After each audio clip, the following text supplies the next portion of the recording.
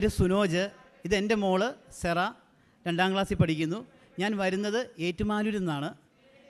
രണ്ടാമത്തെ തവണയാണ് ഈ പരിശുദ്ധമായ അൾത്താരയിൽ എനിക്ക് സാക്ഷ്യം പറയാനുള്ള അനുഗ്രഹം കിട്ടുന്നത്. അമ്മയ്ക്കും തിരുക്കുമാരനും പിതാവായ ദൈവത്തിന് ഞാൻ 1000 നന്ദി പറയുന്നു.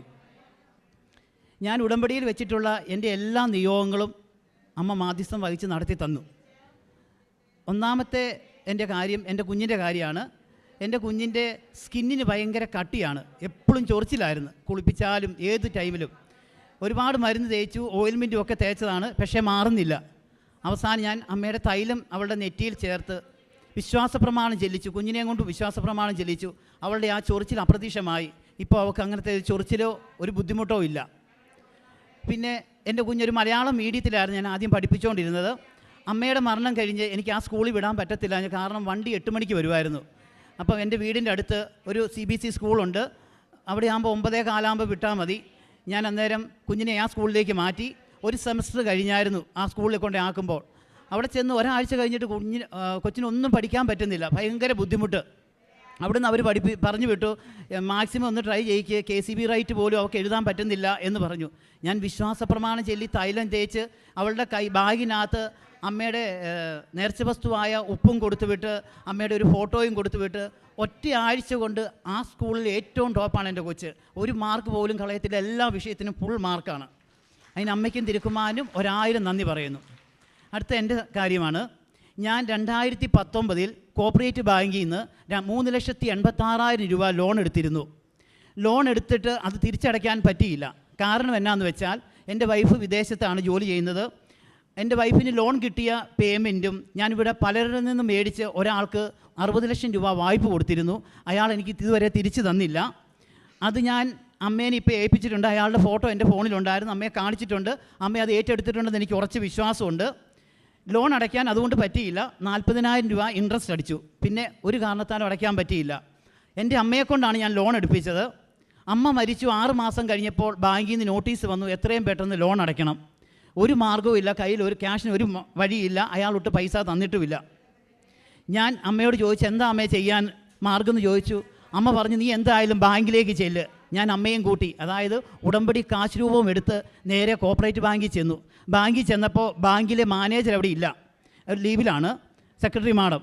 അപ്പോൾ അതിന് ഇൻചാർജ് ആയിട്ടുള്ള സാറിനെ പോയി കണ്ടു. സാറ് പറഞ്ഞു, ഒരു കാരണത്താലും നടക്കത്തില്ല, കാരണം ലോൺ എടുത്ത വ്യക്തിയും വസ്തു പേരിലുള്ള വ്യക്തിയുമായ ആൾ മരിച്ചുപോയി, ലോൺ അടയ്ക്കാതെ ഒരു മാർഗ്ഗവും ഇല്ല, എത്രയും പെട്ടെന്ന് അടയ്ക്കണം. ഞാൻ വിഷമിച്ചിങ്ങി ഇറങ്ങിയപ്പോൾ അവിടുത്തെ 2 സ്റ്റാഫുകൾ അങ്ങോട്ടും ഇങ്ങോട്ടും സംസാരിച്ചു. റിസ്ക് ഫണ്ട് നിങ്ങളെ പിടിച്ചിട്ടുണ്ടോ എന്ന് ചോദിച്ചു. ഞാൻ പറഞ്ഞു, എനിക്കറിയത്തില്ല.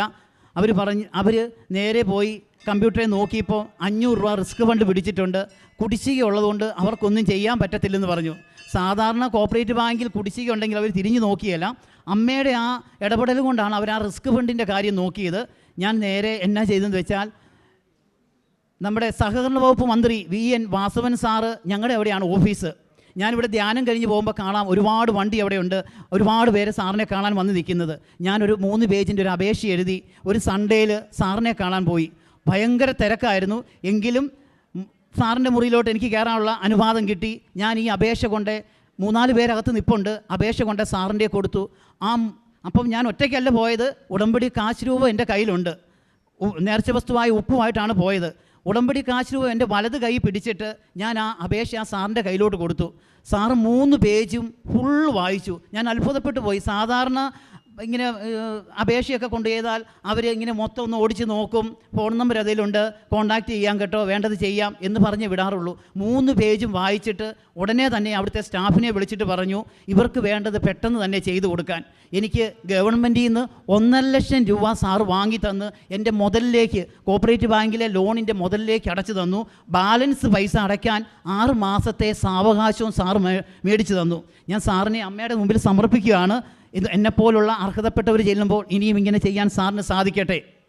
അടുത്ത എൻ്റെ നിയോഗം, എനിക്ക് മുട്ടക്കോഴിയുടെ ബിസിനസ്സായിരുന്നു.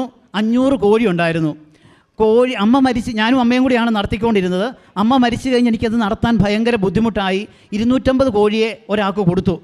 ബാക്കി 250 കോഴി കിടക്കുക. ആ 250 കോഴി ആദ്യം കൊടുത്തത് നല്ല മുട്ടയിടുന്ന കോഴിയായിരുന്നു, ബാക്കി കോഴിക്ക് മുട്ട കുറവുമായിരുന്നു. ഒരുപാട് പേരോട് ചോദിച്ചു, ഇറച്ചിക്കടയിലും കോഴിക്കടയിലും എല്ലാം ചോദിച്ചു, ആർക്കും വേണ്ട. കാരണം പോകാൻ ഭയങ്കര മടുപ്പാണ്, ബിസിനസ് ഭയങ്കര ഡള്ളാണെന്നാണ് അവർ പറഞ്ഞത്.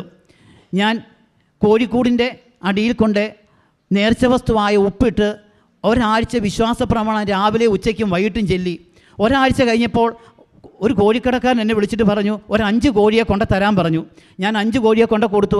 അയാൾ പറഞ്ഞു, ഇതിപ്പോൾ 2 ആഴ്ച കഴിയും തീരണമെങ്കിൽ, വേണമെങ്കിൽ ഞാൻ വിളിക്കാൻ കേട്ടോന്ന് പറഞ്ഞു. 1.5 മണിക്കൂർ കഴിഞ്ഞില്ല, അയാൾ 15 കോഴിക്ക് വിളിച്ചു. 10 ദിവസം കൊണ്ട് എൻ്റെ 250 കോഴിയെയും അയാൾ എടുത്തു.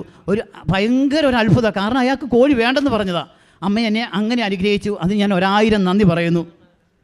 ഫെബ്രുവരി 15-ാം തീയതി എൻ്റെ ബർത്ത്ഡേ ആയിരുന്നു. എനിക്ക് 1,20,000 രൂപയുടെ സെൻറ്റ് ബെർണാഡ് എന്ന് പറഞ്ഞൊരു ഡോഗ് ഉണ്ടായിരുന്നു.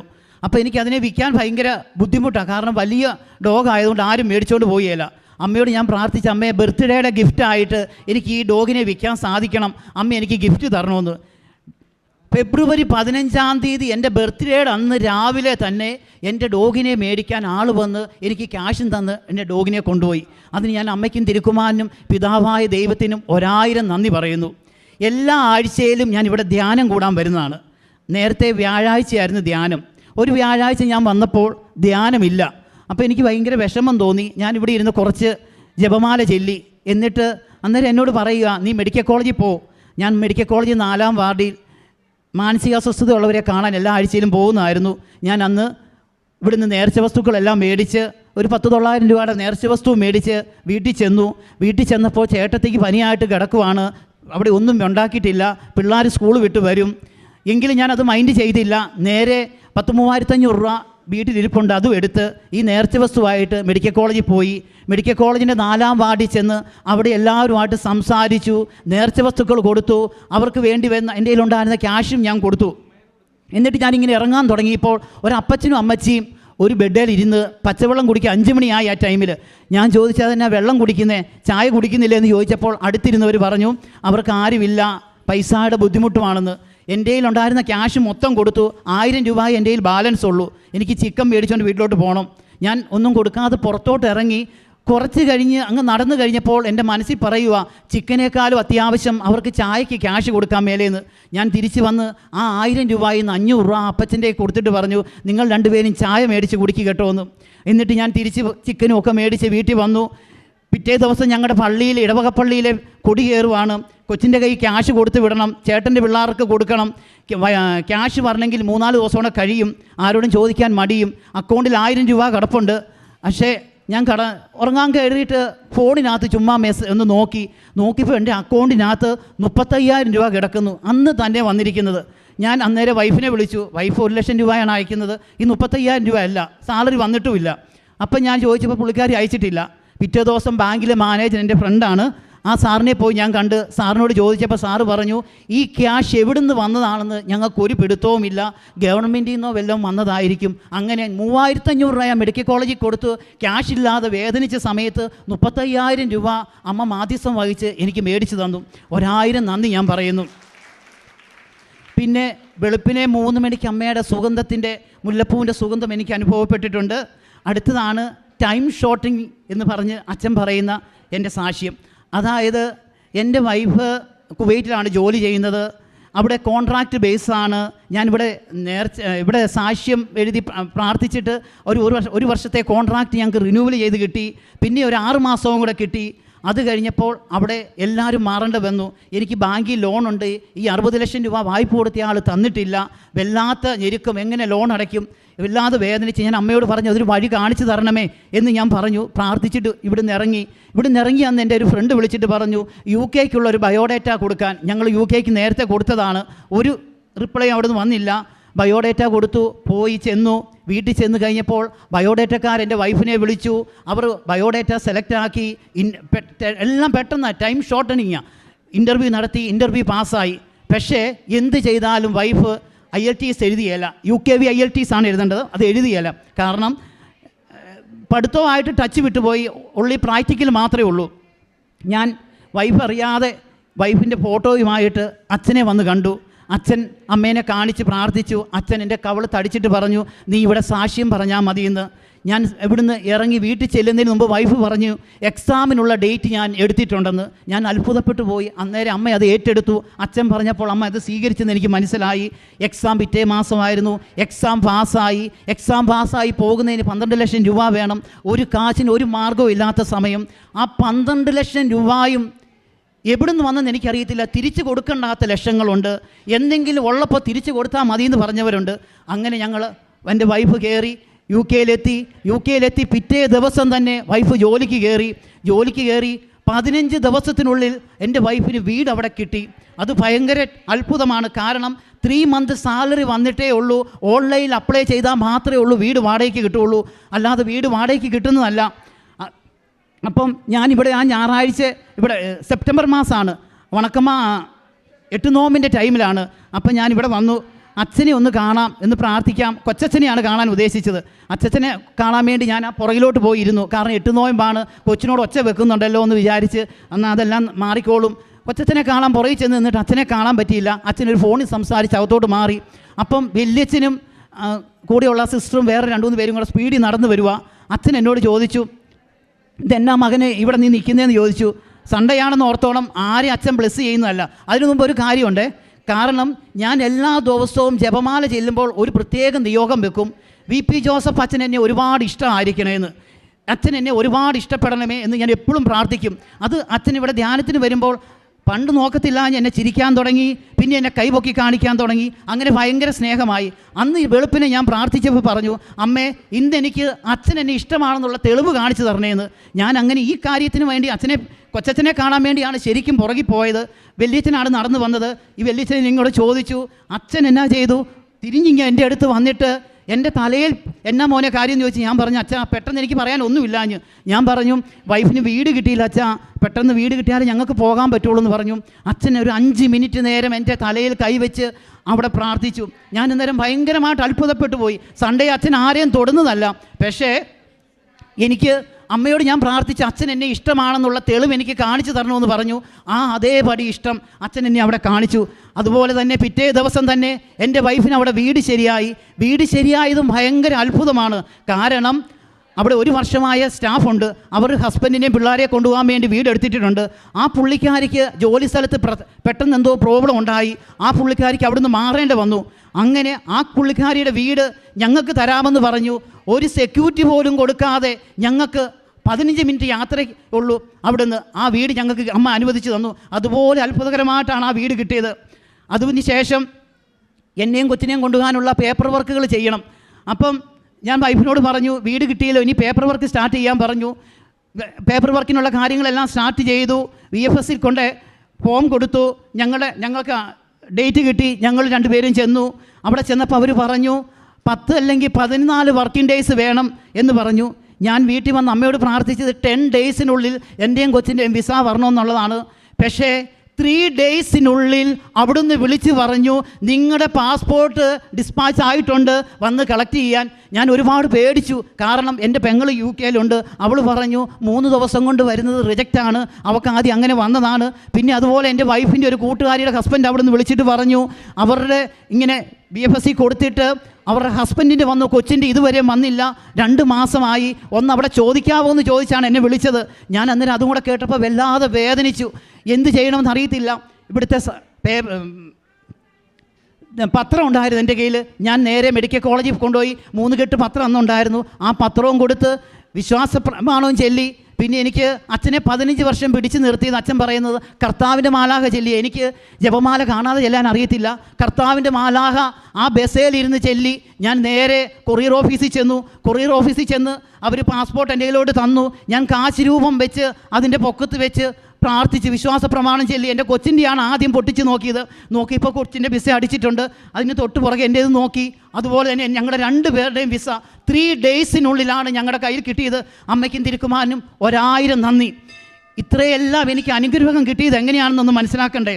ഞാൻ ചെയ്യുന്നത് എങ്ങനെയാണെന്ന് വെച്ചാൽ, എല്ലാ ദിവസവും 3 മണിയാവുമ്പോൾ ഞാൻ എണീറ്റിട്ട് വായിക്കോട്ടായും വെച്ച് പോയി പ്രാർത്ഥന ചെല്ലുമല്ല ചെയ്യുന്നത്. അച്ഛൻ പറഞ്ഞിട്ടുണ്ട് ഭക്തിയോടും ശുദ്ധിയോടും കൂടെ ചെല്ലാൻ. ഞാൻ ആ വെള്ളം എടുത്ത് കുളിച്ച് ശുദ്ധി വരുത്തി 2 കൈയും വിരിച്ച് പിടിച്ച് എൻ്റെ വീടിൻ്റെ 5 മിനിറ്റ് അകലെ എനിക്ക് വേറൊരു വീടുണ്ട് വിൽക്കാനിട്ടേക്കുന്നതും.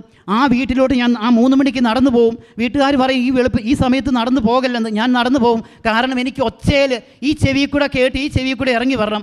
ഞാൻ മുട്ടയെ നീന്തി 2 കൈയും വിരിച്ച് പിടിച്ച് ഈ രഹസ്യം, ഒരു രഹസ്യമല്ല 4 രഹസ്യവും 3:30 ആകുമ്പോൾ സ്റ്റാർട്ട് ചെയ്യുന്നത് 4:45 വരെ കൈ വിരിച്ച് പിടിച്ച് ജപമാല ചെല്ലും. ഈ 4 രഹസ്യവും. അത് കഴിഞ്ഞാൽ ഞാൻ ചെല്ലുന്നത് ഇവിടുത്തെ പ്രത്യക്ഷീകരണ പ്രാർത്ഥനയാണ്. പ്രത്യക്ഷീകരണ പ്രാർത്ഥന 4:45 ആകുമ്പോൾ ചെല്ലും. അത് കഴിഞ്ഞാൽ ബൈബിൾ വായനയാണ് 5 തൊട്ട് 5:30 വരെ. ബൈബിൾ വായിക്കുക എന്ന് പറഞ്ഞാൽ ഒഴുകുവാണ്. ഞാൻ ബൈബിൾ വായിച്ച് ഒഴുകുവാണ്. ആ ബൈബിൾ വചനം കേട്ടാൽ വൈകിട്ട് സന്ധ്യാപ്രാർത്ഥന ചെല്ലുമ്പോൾ എൻ്റെ പിള്ളേർക്കൊക്കെ മടിയാണ്.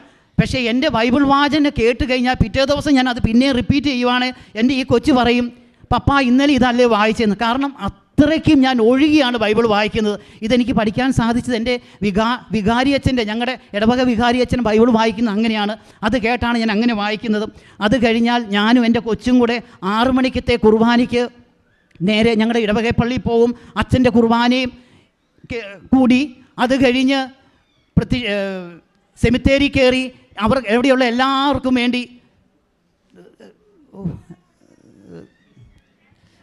പ്രാർത്ഥിക്കും. അവർക്ക് എല്ലാവർക്കും വേണ്ടി പ്രാർത്ഥിക്കും. അത് കഴിഞ്ഞ് തിരിച്ച് വന്ന് എൻ്റെ കൊച്ചിനെ സ്കൂളിൽ പോകാൻ ഒരുക്കും. അത് കഴിഞ്ഞാൽ നേരെ പോകുന്നത് കോട്ടയത്തുള്ള അനാഥാലയത്തിലാണ്. അവിടെ 70 പേരുണ്ട്, പ്രായം ചെന്നവരും ഒട്ടും വയ്യാത്തവരുമായിട്ടുള്ളത്. ആഴ്ചയിൽ 3 ദിവസം ഞാൻ അവിടെ പോകും. അവിടെ ചെന്നാൽ 9:30 ആകുമ്പോൾ ചെന്നാൽ ചുമ്മാ അവിടെ സ്പെൻഡ് ചെയ്യുകയല്ല ചെയ്യുന്നത്. കൂലിപ്പണി ചെയ്യുന്നവരെക്കാളും വേർത്ത് ജോലി ചെയ്യുക. 17 പേരെ ഞാൻ ഒരു ദിവസം കുളിപ്പിക്കും. അതായത് കാല് മുഴുവൻ പുണ്ണായിട്ടുള്ളവർ, മോഷനും യൂറിനും എല്ലാം പോയിട്ട് പാമ്പേഴ്സ് തലേ ദിവസത്ത് നിറഞ്ഞ് ഭയങ്കരമായിട്ട് സ്മെല്ലുള്ളത്. അച്ഛൻ ഇവിടെ പറഞ്ഞു കേട്ടിട്ടുണ്ട്. ചില വീടുകളിൽ ഇതിനു വേണ്ടി പ്രായം ചെന്നവരെ കുർബാന കൊടുക്കാൻ പോകുമ്പോൾ കഫം തിളയ്ക്കുന്ന മണം കേട്ടാൽ വല്ലാതെ ഛർദ്ദിക്കുമെന്ന്. ആദ്യത്തെ 1-2 പ്രാവശ്യം എനിക്കങ്ങനെ ബുദ്ധിമുട്ടെങ്കിലും ഞാൻ എൻ്റെ ഈ കൈ കൊണ്ട് നല്ല രീതിയിൽ അവരെ തേച്ച് കഴുകി കുളിപ്പിക്കും. കയ്യെ കൂടെ വെള്ള കളറുള്ള പുഴു ഒഴുകി വന്നിട്ടുണ്ട്. പക്ഷേ എനിക്കൊരു ബുദ്ധിമുട്ടും തോന്നിയില്ല. എണ്ണയൊക്കെ തേച്ച് മസാജ് ചെയ്ത് ആ അപ്പച്ചന്മാരെ 17 പേരെയും കുളിപ്പിച്ച് നല്ല വൃത്തിയാക്കി അവിടെ ഇരുത്തും. അത് കഴിഞ്ഞാൽ ചെല്ലുന്നത് നേരെ അമ്മച്ചിമാരുടെ അടുത്തോട്ടാണ്. പ്രായം ചെന്ന അമ്മച്ചിമാരാണ്. 96 വയസ്സ് 95 വയസ്സുള്ളതാണ്. ആ മുറിക്കകത്തോട്ട് ആർക്കും കയറാൻ പറ്റത്തില്ല. അതുപോലെ യൂറിൻ്റെ സ്മെല്ലാണ്. അവർ വൃത്തിയാക്കി ഇടാഞ്ഞിട്ടല്ല, കാരണം ഇവർക്ക് യൂറിൻ പൊയ്ക്കൊണ്ടിരിക്കുക. കണ്ണ് കാണാൻ മേല. ഞാൻ അമ്മച്ചിയെ നിന്ന് വിളിക്കുമ്പോൾ എൻ്റെ മോൻ വന്നോ എന്ന് ചോദിക്കും അമ്മ.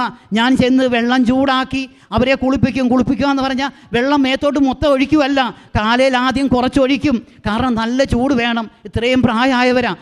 അവർക്ക് ആ വെള്ളം ഒഴിച്ചൊഴിച്ച് പതുക്കെ മുകളിലോട്ടാക്കി നല്ലതായിട്ട് കുളിച്ച് തോർത്തി നല്ല ഡ്രസ്സ് വിടിയിച്ച് അവരെ കടത്തും. അവൻ്റെ കൊച്ചിൻ്റെ ക്യൂട്ടക്സ് എടുത്തുകൊണ്ട് പോയി കാലേ ക്യൂട്ടക്സ് ഇട്ട് കൊടുക്കും. പഴയ കാലത്തെ പാട്ട് പാടി അവരെ കേൾപ്പിക്കും, ഡാൻസ് കളിച്ച് കാണിക്കും. അങ്ങനെ ഒരുപാട് സന്തോഷത്തോടെയാണ് ചെയ്യുന്നത്. പിന്നെ പത്രം എല്ലാ മാസവും 4 കെട്ട് പത്രം വാങ്ങിക്കും. മെഡിക്കൽ കോളേജിൻ്റെ അവിടെ എൻ്റെ കൊച്ച് അപ്പുറത്തെ സൈഡിൽ, ഞാൻ ഇപ്പുറത്ത് നിന്ന് ഞങ്ങൾ പത്രം കൊടുക്കും. കൊച്ചിന് പറയാൻ അറിയത്തില്ല എങ്കിലും പറയും, ഈ പത്രം വായിക്കണം അമ്മ, ഒത്തിരി അനുഗ്രഹം തരുമെന്ന് പറയും. ഇന്നലെ ഞങ്ങൾ കൊടുക്കാൻ പോയി. അപ്പോൾ ഇവൾ പറഞ്ഞു, പത്രം 3-4 പേര് വാങ്ങിച്ചില്ല, എനിക്കിനി കൊടുക്കാൻ മടിയാ പപ്പ എന്ന് പറഞ്ഞു. ഞാൻ പറഞ്ഞു കുഴപ്പമില്ല, കൊച്ചവിടെ നിന്ന് കൊടുത്തോ, അമ്മ അനുഗ്രഹിക്കുമെന്ന് പറഞ്ഞു. ഇങ്ങനെ ഇതുപോലെ രീതിയിലാണ് ഞാൻ പ്രേക്ഷിത പ്രവർത്തനങ്ങൾ ചെയ്യുന്നത്. അതുകൊണ്ടാണ് എനിക്ക് കൊട്ട നിറച്ച് അമ്മ തന്നു വിടുന്നത്. ഇനി നിങ്ങളെല്ലാവരും ഞങ്ങൾക്ക് വേണ്ടി പ്രാർത്ഥിക്കണം. പിതാവായ ദൈവത്തിനും 1000 നന്ദി. പരിശുദ്ധ അമ്മയുടെ വല്ല അനുഭവത്തിൻ്റെ സാക്ഷ്യം വളരെ വ്യക്തമായിട്ട് തൻ്റെ ജീവിതത്തിൽ എങ്ങനെയാണ് അനുഭവപ്പെട്ടെന്ന് വ്യക്തമായിട്ട് പറഞ്ഞു. അതിൻ്റെ കാരണം പറഞ്ഞു. അവസാനം പറയുന്നുണ്ട്. അപ്പോൾ നിങ്ങൾ വളരെ വ്യക്തമായിട്ട് നമ്മൾ എന്തുകൊണ്ടാണ് ഇവിടെ സാക്ഷ്യം പറയുന്നവരുടെ നമ്മൾ അവർ പറഞ്ഞില്ലെങ്കിൽ അവരോട് അവർ ചെയ്ത കാരുണ്യ പ്രവർത്തനങ്ങൾ പറയുവാനായിട്ട് നമ്മളിവിടുന്ന് ചോദിക്കുകയോ അല്ലെങ്കിൽ അവരുടെ പറയുകയോ ചെയ്യും. അതിന് ഏറ്റവും പ്രധാനപ്പെട്ട ഒരു ലക്ഷ്യമെന്ന് പറയുന്നത്, നമുക്കിപ്പോൾ ആവശ്യത്തിലേറെ ചൊല്ലുന്ന പ്രാർത്ഥനകൾ സഭയിൽ ലഭ്യമാണ്. ഇഷ്ടംപോലെ പ്രാർത്ഥനകൾ നൊവേനകളായിട്ടും ജപമാലകളുടെ വിവിധ ഫോമുകളായിട്ട് ലഭ്യമാണ്. പക്ഷെ അതിനുമപ്പുറം ചെയ്യുന്ന വിശ്വാസത്തിൻ്റെ പ്രവർത്തികൾ ചെയ്യുവാനായിട്ട് സീരിയസ് ആയിട്ട് ഇതിനെടുക്കുന്നവർ മാത്രമേ, അച്ഛൻ്റെ നിർബന്ധം അതാണ്. ഉടമ്പടി എടുക്കാൻ വരുന്നവർ വെറുതെ പ്രാർത്ഥിച്ചിട്ട് ഇവിടെ ചിലവഴിച്ചിട്ട് പോകല. അതിൻ്റെ പിന്നിൽ ഇപ്പം ഈ സഹോദരൻ പറഞ്ഞതുപോലെ ഉള്ള ഒരുപാട് പ്രവർത്തനങ്ങളുടെ ബലമുണ്ട്. അത് ജപം. അപ്പോൾ 20% പ്രാർത്ഥന എന്ന് അച്ഛൻ എപ്പോഴും 80% പ്രവർത്തനം. അപ്പം ഇവിടെ വ്യക്തമായിട്ടത് പറയുന്നുണ്ട്. ഒരു പക്ഷേ ഇങ്ങനെ പറയുന്നത് നല്ലതാണെന്ന് ബഹുമാനപ്പെട്ട അച്ഛന് ബോധ്യപ്പെടാൻ കാരണം, ഇപ്പോൾ ഇവിടെ നിന്ന് കേട്ട ഇത്രയും പേർക്ക് അവർ ചിലപ്പോൾ ഒരു ദിവസം ഒരു അനാഥാലയത്തിൽ പോയി കുറച്ച് സമയം സ്പെൻഡ് ചെയ്യുന്നതല്ല, അതിനും അപ്പുറം ചെയ്യുന്നവരുണ്ട് എന്നുള്ളൊരു ഓർമ്മപ്പെടുത്തൽ അങ്ങനെ ചെയ്യണം. അങ്ങനെ ചെയ്തതിൻ്റെ ഫലമായിട്ട് തന്നെയാണ് ഇപ്പോൾ അമ്മ മാതാവിൻ്റെ വലിയ സാന്നിധ്യം ജീവിതത്തിൽ ഉണ്ടായെന്നുള്ള വലിയ ബോധ്യപ്പെടലിൽ നിന്നാണ് വളരെ വ്യക്തമായിട്ട് സംസാരിക്കുന്നത്. ഒരു പക്ഷേ ഉടമ്പടി എടുക്കുന്നവർക്ക് അച്ഛൻ എപ്പോഴും പറയുന്നുണ്ട്, നമ്മൾ ഏറ്റവും കൂടുതൽ മനോഹരമായിട്ട് നമ്മുടെ കാരുണ്യ പ്രവർത്തനങ്ങൾ ചെയ്യുന്നത്. ഇതിപ്പം ഈ വ്യക്തിയുടെ അല്ല, ചില വിദ്യാർത്ഥിനികളുടെ സാക്ഷ്യങ്ങളും ഒക്കെ ഇതുപോലെ. അവരാദ്യം ഈ മകൻ പറഞ്ഞതുപോലെ തന്നെ ആദ്യം നമുക്ക് എല്ലാവർക്കും ഒരു അറപ്പും മടുപ്പും ഒക്കെ തോന്നുന്ന സാഹചര്യത്തിൽ നിന്ന് വളരെ വ്യക്തമായിട്ട് ഇപ്പം കാരുണ്യ പ്രവർത്തനങ്ങൾ 2 രീതിയിലുണ്ടല്ലോ. ഒന്ന് പേരിന് പോയി ചെയ്തു എന്ന് വെക്കാം, രണ്ടാമത്തത് മനസ്സറിഞ്ഞ് ഉള്ളറിഞ്ഞ് സമയം കണ്ടെത്തി ആഴമായിട്ട് ചെയ്യാം. അത് അവസാനം പറയുന്നുണ്ട് എന്തൊക്കെയാണ് ചെയ്യുന്നത്. അതിൻ്റെ ഒരു അനുഗ്രഹം ദൈവം തരാതിരിക്കില്ല എന്ന് തന്നെയാണ് ഇവിടെ സാക്ഷ്യം പറയുന്നത്. ഇവിടെ സാക്ഷ്യം പറയുന്നതിൽ ഒരു ഭൂരിഭാഗം പേരും തന്നെ ഇങ്ങനെ സമയം കണ്ടെത്തി ചെയ്യുന്നവരാണ്. ചില സാക്ഷ്യങ്ങളിൽ അത് വ്യക്തമായിട്ട് അവർ പറയുന്നുണ്ട് എന്ന് മാത്രം. ചില വിദ്യാർത്ഥിനികളുടെ സാക്ഷ്യങ്ങളിലും അവർ ഇതുപോലെ തന്നെ പറയുന്നുണ്ട്, ഞാൻ വെറുതെ പോയിട്ട് കണ്ട് ചിരിച്ചിട്ട് വരികയല്ല, ഞാൻ അവിടെ പോയി അവളുടെ ബാത്റൂമും എല്ലാം ക്ലീനാക്കി അവരോട് സംസാരിച്ച് സംഭവം ഇങ്ങനെ ഒരു പരിചയമില്ലാത്തത്. ഇപ്പം ഇന്ന് ലത്തീൻ രീതിയിലുള്ള സുവിശേഷം നിങ്ങൾ രാവിലെ കുർബാനയ്ക്കുണ്ടെങ്കിൽ കർത്താവ് പറഞ്ഞിരിക്കുന്നതാണ്, നിങ്ങളൊരു വിരുന്ന് നടത്തുമ്പം നിങ്ങളുടെ സ്നേഹിതരെയോ ധനികരെയോ ബന്ധുമിത്രാദികളെ അല്ല വിളിക്കേണ്ടത്, നിങ്ങൾക്ക് പകരം ചെയ്യാൻ ഉറപ്പില്ലാത്തവരെ. കർത്താവ് വളരെ വ്യക്തമായിട്ട് പറയുന്ന കാര്യങ്ങൾ തന്നെയാണ് ഇവിടെ നിന്ന് ആവശ്യപ്പെടുന്നത്. അപ്പം അങ്ങനെ വ്യക്തമായിട്ട് ചെയ്യാൻ ശ്രമിച്ചു എന്ന് വളരെ വ്യക്തമായിട്ട് പറയാനുണ്ട്. അപ്പോൾ രാവിലെ 3 മണിക്ക് എഴുന്നേറ്റ് കാര്യങ്ങളൊക്കെ ക്രമപ്പെടുത്തി ഒച്ചത്തിൽ ബൈബിൾ വായിച്ചപ്പം ഇങ്ങനെ ഒരുപാട് സമയവും ഇങ്ങനെ ഒരുപാട് പ്രാർത്ഥനയുണ്ട്. അതൊക്കെ ഇങ്ങനെ പേരിന് ചെയ്തതുമല്ല എന്ന് വ്യക്തമാണ്. അപ്പോൾ കുഞ്ഞും ഈ പ്രേക്ഷിത പ്രവർത്തനത്തിൽ കൂടെ നിൽക്കുന്നുണ്ട്. അപ്പോൾ ഉടമ്പടി എടുത്തതൊരു കുടുംബത്തിന് വേണ്ടിയാണ്, അതും വ്യക്തമാണ്. പിന്നെ ബാക്കിയുള്ള കാര്യങ്ങളെല്ലാം ക്രമീകരിക്കപ്പെട്ടതും എങ്ങനെയാണ് മാതാവുമായിട്ടും ഈശോയായിട്ടൊക്കെ അടുക്കാനായിട്ട് ഇത് സഹായിച്ചു എന്നൊക്കെ വളരെ വ്യക്തമായിട്ട് ഈ മകൻ പറയുന്നുണ്ട്. അപ്പോൾ ഇനിയും മുൻപോട്ടുള്ള ജീവിതത്തിൻ്റെ യാത്രയിൽ ഇങ്ങനെ ഒരുപാട് പേർക്ക് ദൈവത്തിൻ്റെ സ്നേഹം പകർന്നു കൊടുക്കുവാനായിട്ട് എല്ലാ രീതിയിലും പരിശുദ്ധ അമ്മ മാതാവിൻ്റെ മധ്യസഹായത്തിൽ അമ്മ സഹായിക്കട്ടെ എന്ന് പ്രാർത്ഥിക്കുന്നു. ഒപ്പം ഇന്ന് വരെ ലഭിച്ച എല്ലാ അനുഗ്രഹം പ്രതി ഈ സഹോദരനെ പ്രതിയും ഈ സഹോദരൻ നമുക്ക് നൽകിയ പ്രചോദനമായ സാക്ഷ്യത്തെ പ്രതിയും നമുക്ക് കരങ്ങളടിച്ച് ദൈവത്തിൻ്റെ നാമം മഹത്വപ്പെടുത്താം.